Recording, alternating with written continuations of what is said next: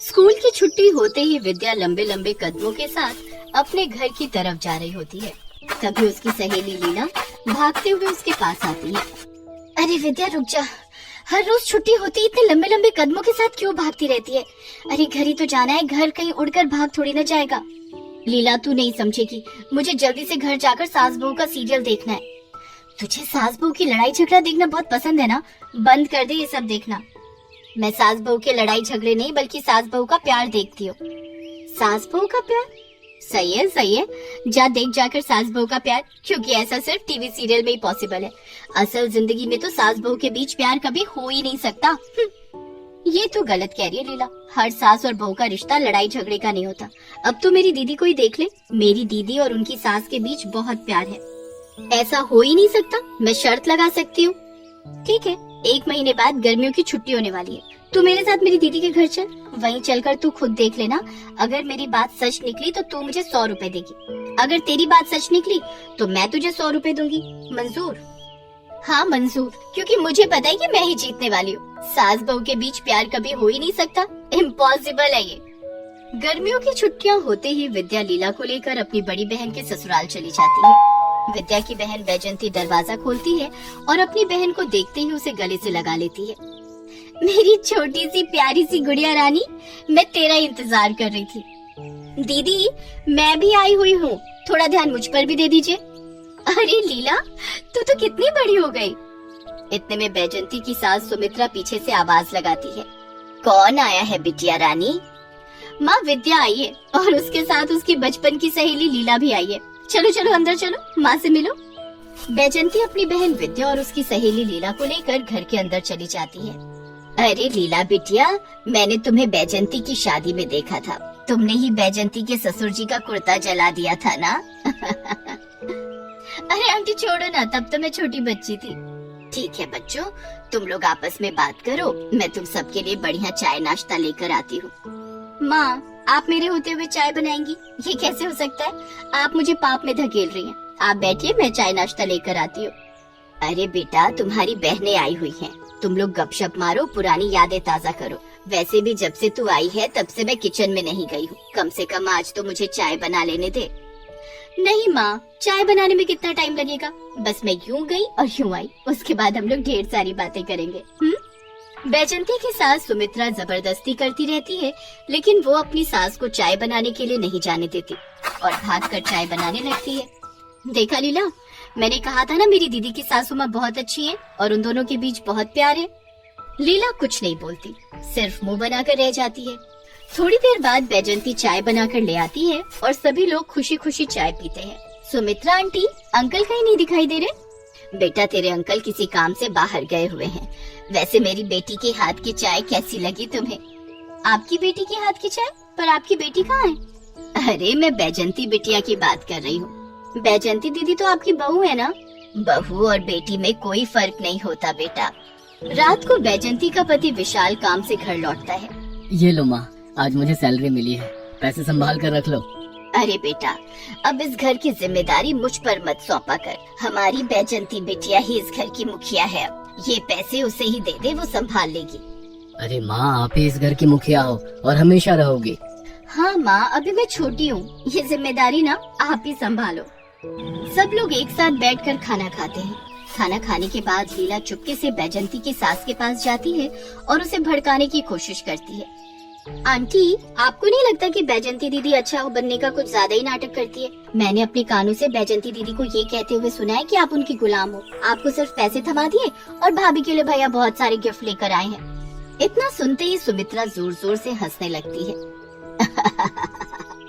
लीला बेटा, मुझे पता है कि वो मुझे गुलाम बनाकर रखती है, भला कौन सी माँ नहीं चाहेगी कि वो अपनी बेटी की गुलाम रहे।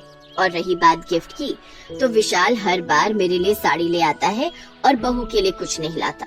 इसलिए कुछ ही दिनों पहले मैंने अपने बेटे को हड़काया था कि इस बार अगर जब सैलरी मिलेगी तो तू बहू के लिए गिफ्ट लेकर आएगा, इसीलिए वो शायद लेकर आया होगा। जब इधर बात नहीं बनती तब लीला बैजंती से जाकर अकेले में मिलती है। भाभी, आप बहुत भोली हो, आपकी सास और आपके पति आपके सीधेपन का बहुत फायदा उठाते हैं। मैंने अपने कानों से सुना, आपकी सासू माँ कह रही थी कि बैजंती को 1 कौड़ी देने की जरूरत नहीं है, उसे सिर्फ गिफ्ट दे दे, वो उसी में बहल जाएगी। ये तो कैसी बातें कर रही है लीला, और अगर ऐसी बातें कर रही है तब तो मैं बहुत खुश हूँ, क्योंकि आखिर कौन सी बेटी नहीं चाहेगी कि वो अपनी माँ की गुलाम रहे। मैं तो चाहती हूँ कि वो मुझे भोला ही समझती रहे, मेरे भोलेपन का खूब फायदा उठाए। अगले दिन जब विशाल काम पर चला जाता है तब सीढ़ियों से फिसल कर सुमित्रा गिर जाती है। माँ, मैंने कितनी बार कहा है कि आप फालतू में इधर उधर मेहनत मत किया करो, क्या जरूरत थी छत पर जाने की।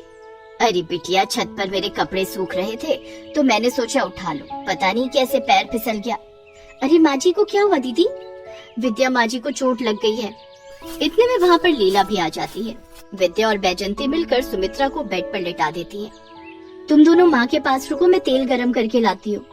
बैजंती तेल गर्म करने चली जाती है। अरे विद्या, तू अपनी दीदी के साथ जा, उनकी मदद कर। विद्या वहाँ से चली जाती है। इधर लीला सुमित्रा से बातें करने लगती है, क्योंकि उसे अब अकेले में मौका मिल गया था बात करने का। देखा माँ जी, आपके पैरों में इतनी ज्यादा चोट आई है और डॉक्टर को बुलाने की बजाय सिर्फ तेल लगाकर आपको ठीक करना चाहती है। शायद वो चाहती ही नहीं कि आप चल फिर सके। बेटा, उसे अच्छी तरह से पता है कि मुझे डॉक्टर से एलर्जी है, मुझे इंजेक्शन से बहुत डर लगता है, और मेरी बेटी बैजंती के हाथों में जादू है। वो जब भी मेरी मालिश करती है, गहरी से गहरी चोट बिल्कुल सही हो जाती है। माँ जी, आप कितनी भोली हो। इतने में वहाँ पर बैजंती और विद्या तेल गर्म करके ले आते हैं। बैजंती अपनी सासू माँ के पैरों की मालिश करने लगती है और कुछ ही मिनटों में सारा दर्द खत्म हो जाता है। माँ बाप, खड़े होकर जरा चलने की कोशिश करो। अरे दीदी, माँ जी को भी चलने की कोशिश मत कराओ, उनकी चोट लगी हुई है, कहीं गिर गई तो। विद्या, तू अपनी सहेली लीला के दिमाग का इलाज कर। मैंने तुझे बताया ना कि मेरी बेटी के हाथों में जादू है और मैं बिल्कुल ठीक हो चुकी हूँ। मैं तुझे अभी इसका सबूत देती हूँ। सुमित्रा बेड से उतरती है और चलने लगती है। अब उसके बिल्कुल भी दर्द नहीं हो रहा होता है। देखा तूने, मेरे पैर बिल्कुल ठीक हो चुके हैं। मेरी बेटी मुझे कभी कुछ नहीं होने देगी, ये मुझे पूरा भरोसा है। इस तरह जब भी मौका मिलता, लीला कभी सुमित्रा को उसकी बहू के खिलाफ भड़काती रहती, तो कभी बैजंती को उसकी सास के खिलाफ। लेकिन दोनों के बीच का बंधन इतना मजबूत होता है कि दोनों हंसकर उसकी बातों को टाल देते हैं। ऐसे कुछ दिन बीत जाता है, लेकिन एक रोज सुमित्रा के कमरे से उनके दर्द से चिल्लाने की आवाज आती है। दीदी, मुझे लगता है ये माँ जी की आवाज है। लीला, विद्या और बैजंती भागकर सुमित्रा के कमरे में जाती है। क्या हुआ माँ, आपके पेट में दर्द है क्या? बिटिया, मेरे बेटे का ख्याल रखना, ये दर्द अब बर्दाश्त नहीं हो रहा, अब शायद मैं नहीं बच पाऊंगी, मेरा वक्त आ गया है। ये सुनते ही बैजंती परेशान हो जाती है और जल्दी से तेल गर्म करके उनके पेट में मालिश करने लगती है, लेकिन दर्द कम नहीं होता। तुरंत वो विशाल को फोन करती है और उन्हें अस्पताल में एडमिट कर दिया जाता है। बैजंती, विशाल, आपकी माँ की एक किडनी फेल हो चुकी है, जल्दी एक किडनी का इंतजाम करना होगा। डॉक्टर साहब, आप मेरी ये किडनी ले लीजिए, पर मेरी माँ को ठीक कर दीजिए। डॉक्टर विशाल की किडनी चेक करते हैं, लेकिन विशाल की किडनी उनके माँ के काम नहीं आ सकती। डॉक्टर साहब, जल्दी से मेरी किडनी चेक कीजिए और मेरी माँ को ठीक कीजिए। मुझे पूरा विश्वास है कि मेरी किडनी मेरी माँ के काम आएगी। डॉक्टर साहब बैजंती की किडनी चेक करते हैं और बैजंती की एक किडनी निकालकर सुमित्रा के अंदर डाल दी जाती है, जिससे उनकी जान बच जाती है। लीला ये सब देखकर बहुत हैरान हो जाती है। भैया, विद्या, आंटी जी, मुझे माफ कर दीजिए, मैं आप दोनों से माफी मांगना चाहती हूँ। मैंने आप दोनों के बीच कितनी फूट डालने की कोशिश की, पर आप दोनों के प्यार के आगे मैं हार गई। ये कैसी बातें कर रही है तू लीला? हाँ माँ जी, मैं बिल्कुल सही कह रही हूँ। मैं क्या, कोई भी यकीन नहीं कर सकता कि सास बहू के बीच भी आज के जमाने में इतना प्यार हो सकता है, पर आप दोनों ने ये साबित कर दिया। ये ले विद्या, तेरे 100 रुपए, तू जीत गई। इसी तरह सास बहू के बीच में प्यार और अटूट होता है और सब लोग खुशी खुशी जिंदगी बिताते हैं।